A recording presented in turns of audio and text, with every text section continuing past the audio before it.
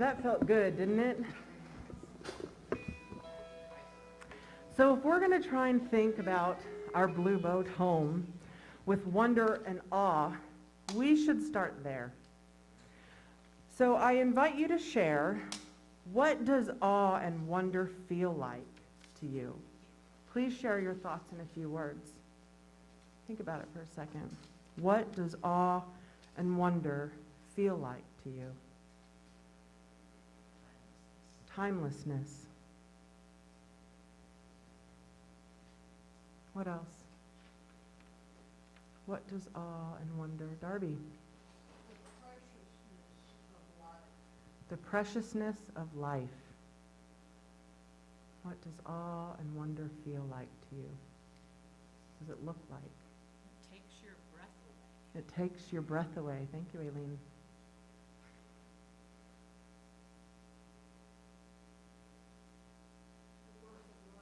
The birth of life.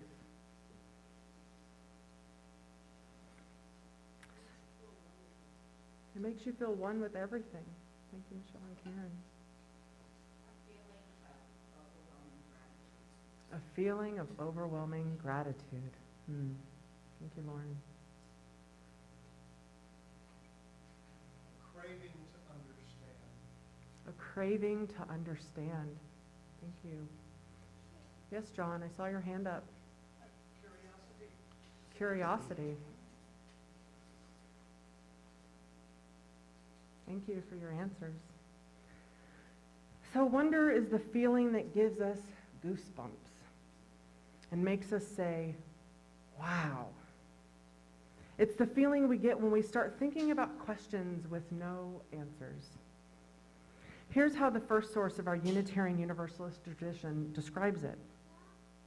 Direct experience of that transcending mystery and wonder affirmed in all cultures, which moves us to a renewal of the spirit and an openness to forces which create and uphold life.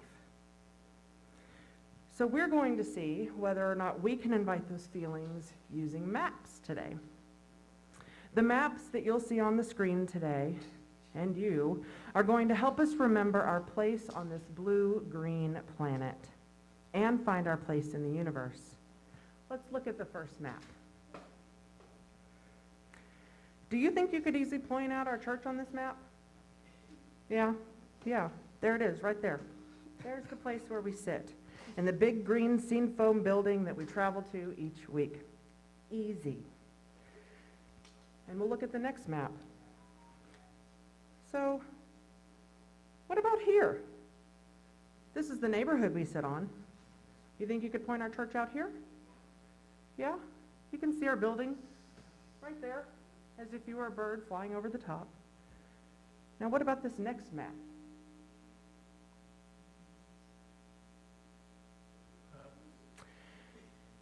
So, it shows us what we'd see if we were a satellite dish looking at our area above our town.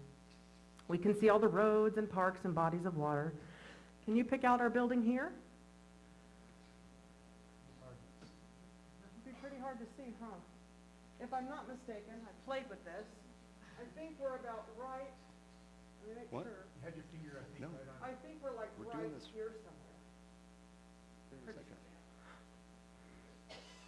Now I wonder what our corner of the earth would look like if we went up higher into a bigger view. Now, now if I were to ask you on this map if you could find our building, do you think you could? No. No, you could probably give me a general idea, but the pinpoint, not so much. Well, let's take a look at the next map to see if we can still point out where we are. Now here you can see it's getting harder to pick us out in the city. Pretty much impossible to point out the building. So we're going to keep on moving outward now and see an even broader view of where we live. Y'all know what that is, right? That's the state of Texas.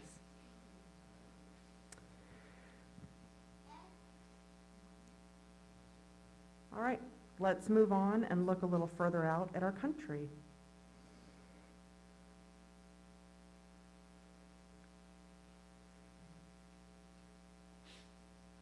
So far, these maps have shown the land of our own country, but there's a much bigger world out there than just us. Our next map. Here's a map of the world. Can anyone find our congregation on this map? It's right there. Yeah, there's pretty much no way any of us could pick this one out from the map. So maps were created by humans to show certain information about land, rivers, and roads. They also show borders between states and in between countries. But those borders are also human inventions. So far, all the maps we've seen today have shown our city, our country, and our world with all of those artificial boundaries. But there's a different way of looking at our world. Ones with no dotted lines or declarations about who owns what land.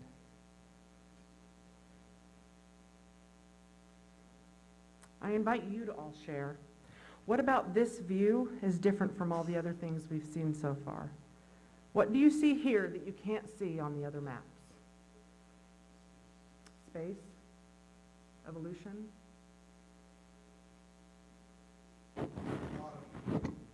A lot of what? A lot of blue. More water than anything on Earth, See the water? and more space than anything else. Yeah. How do you feel when you look at this next photograph?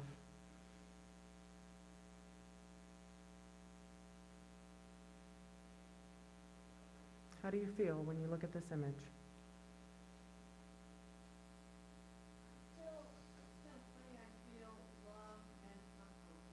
You feel love and heartbroken. What else do y'all feel? Awe, fear, chaos.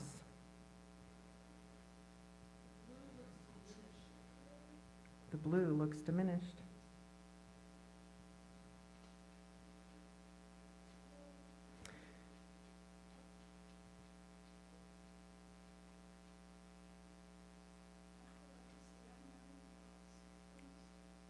You feel like it's the unknown for us.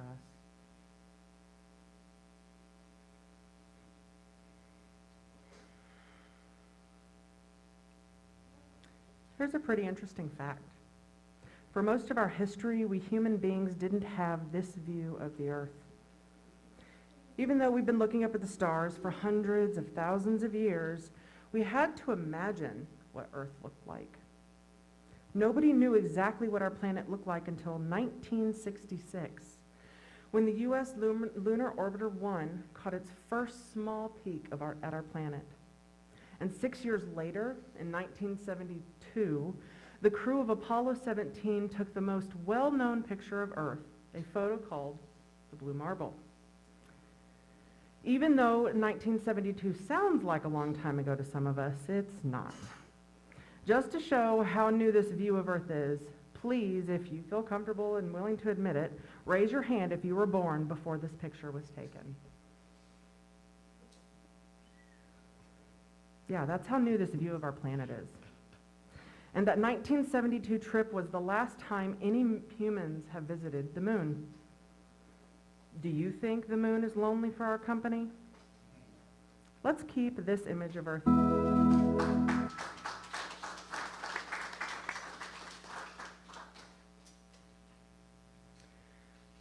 Our home planet has plenty of blue-green hills, but when we see Earth from space, a view similar to what you see here, we can also see tan deserts, indigo oceans, and ivory cloud cover. Let's keep traveling outward, beyond Earth, and see where we fit into in the cosmos in our next slide. So there's no way to find our country, much less our city or our building on this image, but we're still part of it. We're in that picture, whether we can see ourselves or not. I invite you to share again why you think it's important to know I would like to invite you to share whether you think it's important to know that we're in there, in that photo, and why. Why is it important for us to know we're in that photo? Because we're made from the stars. Why is it important that we know we're there? We're a part of the big picture. Yes, Darby? We are the right distance from the sun for life. Yeah.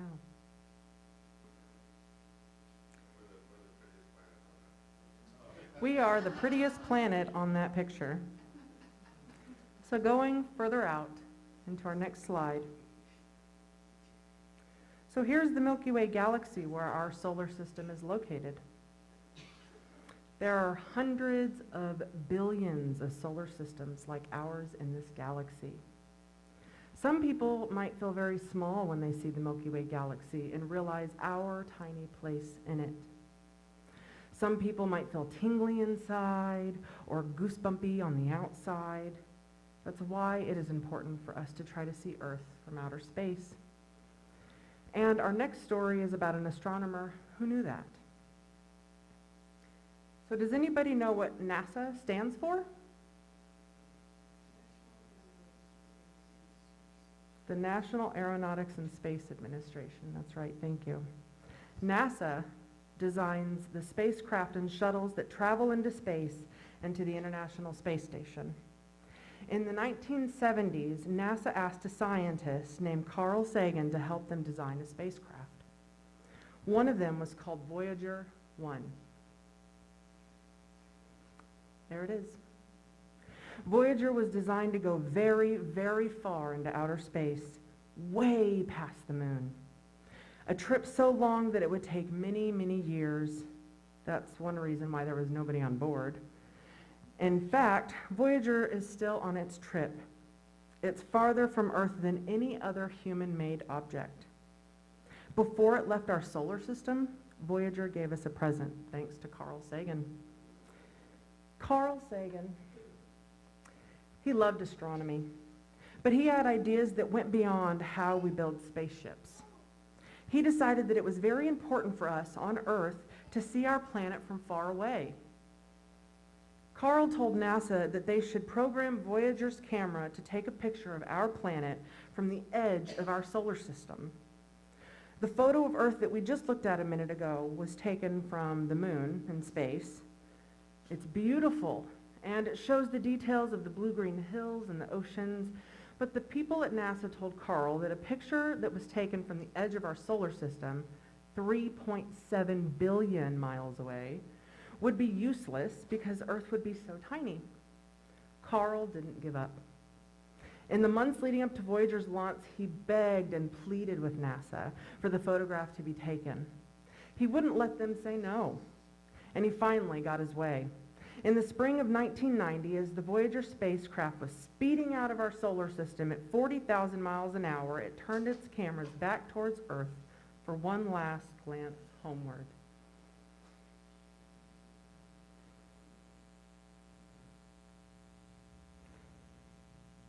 After our meditation reading and time of silence today, and when the music begins, all who would like to are invited to come up to our chalice table and light a candle representing your joys and sorrows that you may be holding in your heart today. I ask that you please come up using the middle aisles and mind the blanket with the children.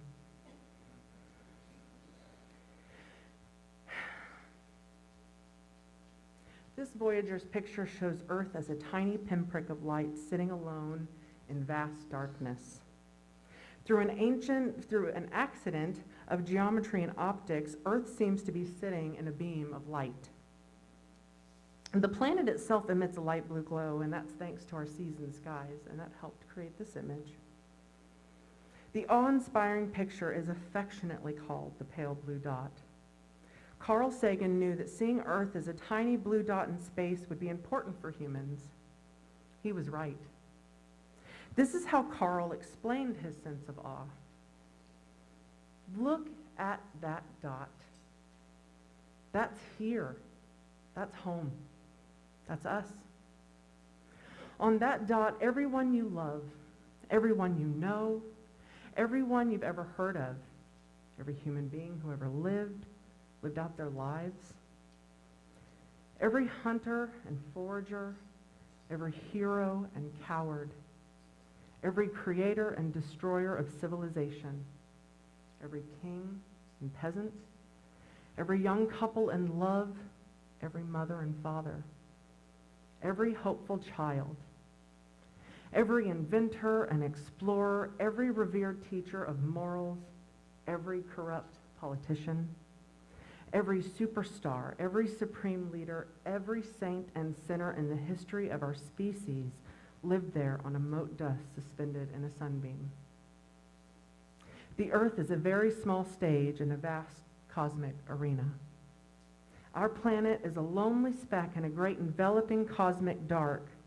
In our obscurity, in all this vastness, there is no hint that help will come from anywhere else to save us from ourselves. It is up to us. For me, it underscores our responsibility, our profound responsibility to deal more kindly with one another and to preserve and cherish that pale blue dot, the only home we have ever known. As we enter into 3 minutes of quiet together, think of something that creates awe inside of you. What gives you a sense of wonder? What are you most grateful for? Take some time to think about the sources of your awe and amazement. I now invite you into 3 minutes of silent contemplation.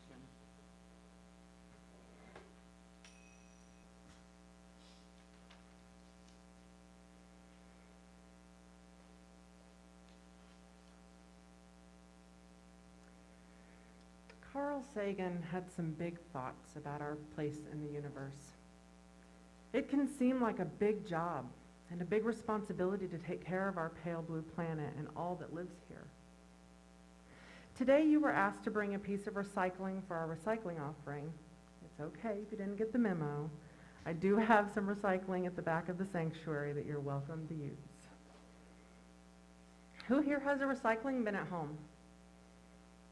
Yeah. I love hearing that. So you could have put your one piece of recycling in your bin at home, but putting it all together here is a way to remind ourselves of what happens when we join together. If every piece of recycling you have with you is a promise to do one small thing to help our environment, then imagine what we can do right here. I want you to think about some ways that we can be good caretakers of this earth. We do have a list of ideas. I don't know if you'll be able to read the next couple of, but they're there. Feel free to look them over. So right now, it is time for our recycling offering. If you brought a piece of recycling, please bring it forward one at a time or grab one off the back table in that basket. And you'll put it in this container here next to the chalice table. As you come up one at a time, I invite you folks to turn to your neighbor and share what promise you can make to this earth as a good caretaker. And if you do come up, I invite you to tell us that one thing out loud into the microphone for everyone to know. We will now accept your recyclables.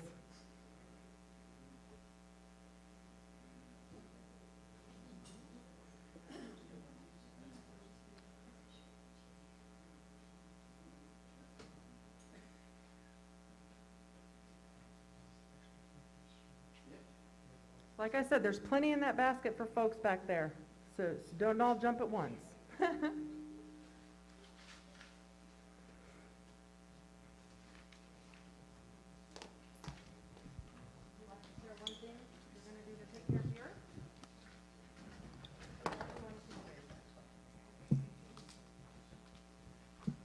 We can try and not litter a lot and keep the environment clean. Try to not litter a lot and keep the environment clean. Do you want to share something with us? What would you like to do to take care of the earth? Pick up the trash at the beach. Pick up the trash at the beach. Great idea. What would you like to do to take care of the earth? Something that I do every week when I do my walk on garbage day, I wear gloves and take my grabber stick and I pick up all the litter in the neighborhood and put it in the appropriate can that's out on the street. Nice.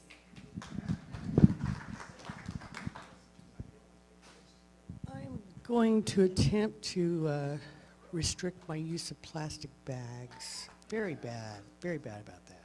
I can't remember to put the cloth bag in the car. So, Remember the cloth bags.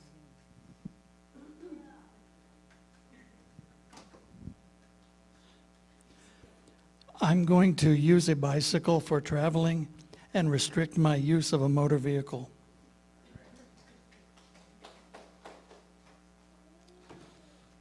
I get metal container to take my water to work when it gets really hot because at work they buy tons and tons of water bottles and stuff, and I try to get my coworkers to do it too, but you know, it's a working process.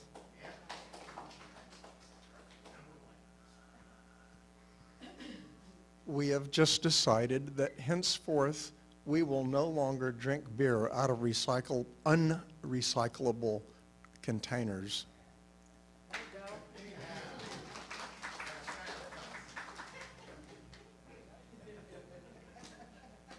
One thing we really work on doing for the earth is planting lots of flowers that the bees and the butterflies can enjoy. Would anyone else like to share? Yes, Darby. Darby composts. Yes, feel free to speak from your seat. Raise your hand if you have any more ideas or anything that you do now that you do for the earth. The one thing I see most often on my garbage pickup are the single-use water bottles, and I refuse to buy those. I have big 3-gallon water jugs that I take to those windmills, you know, and fill them up for 25 cents a gallon, and if everybody would do that, I think it would make a big difference. Thank you for sharing. Anybody else? Wow. Thank you all for your ideas. Hopefully you got some new ones from up here. Now that's what I call community power. Yeah. May we help each other to remember our promises to the earth. Just as importantly, may we look to the skies once in a while to remember why we've made those promises. We make a difference by coming together one by one and putting our strengths together. That's true in taking care of our earth, and it's also true in caring for our congregation and its programs in our larger community. May it be so, and blessed be.